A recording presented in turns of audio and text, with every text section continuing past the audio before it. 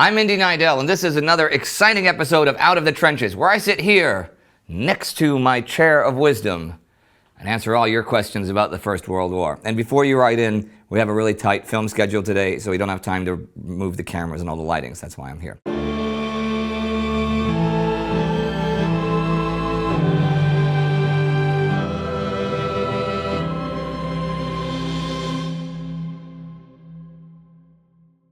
Peter Apple says, "Hi, Indian team." Hi, Peter Apple. Were German soldiers from Alsace-Lorraine treated differently by the German command? Were there concerns they might be more loyal to France and could possibly sabotage the German war effort? Thank you for the amazing show. There was indeed a lot of mistrust from German high command towards soldiers and civilians from Alsace and Lorraine. There was an incident called the Zabern affair in 1913 that had a huge impact on this distrust and serves as a good example. Okay, in this affair, Prussian officers stationed in Alsace insulted the local population and generally behaved like they were kind of like a colonial police force in contact with foreigners, rather than fellow soldiers and fellow countrymen within their own country. This led to outrage and a few cases of violence. But more importantly, the Kaiser and his gang chose to support the Prussian officers and accused the locals of being influenced by French propaganda. Long story short, with this incident happening just a year prior to the war, the society of Alsace-Lorraine was pretty much split in loyalty to either France or Germany.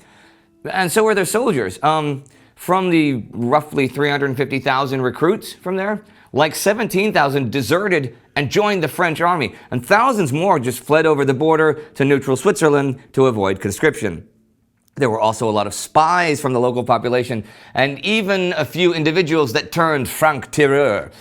Beginning in 1915, German high command reacted to this problem by transferring soldiers from Alsace-Lorraine away from that front line. They were mostly sent to the Eastern Front, or they'd serve in the Navy or be in logistic battalions like way behind the front.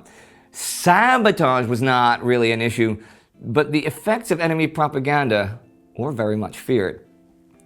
Anders Hansen, I wonder if this is, I have a friend named Anders Hansen who plays with the Branded. I wonder if this, I know he's a fan, so hey, if this is you, hey, hi, how you doing? If it's not you, still, hey, how you doing? But, you know, the stronger hey if it is you.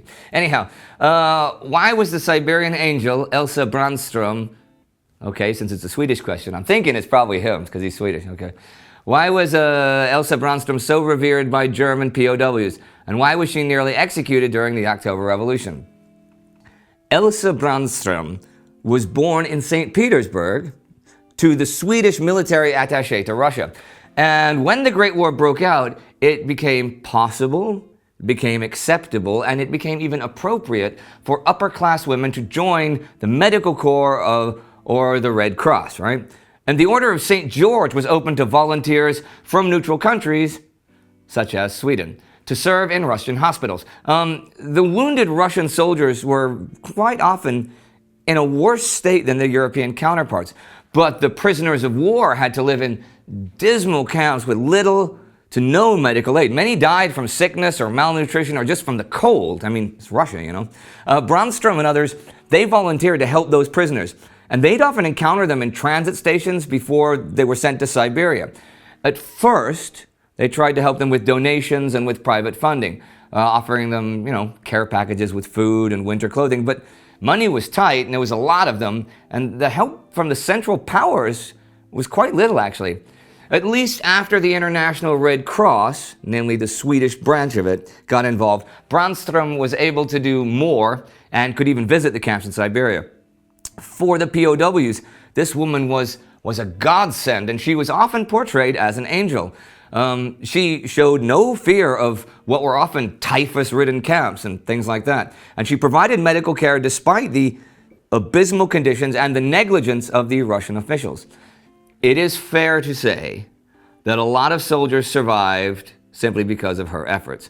With the February Revolution, and then the October Revolution and the impending Russian Civil War, pretty much all foreign institutions had lost their pull. But the Brest-Litovsk Treaty, the peace there, allowed the repatriation of most of those POWs who brought their story of the Angel of Siberia back home.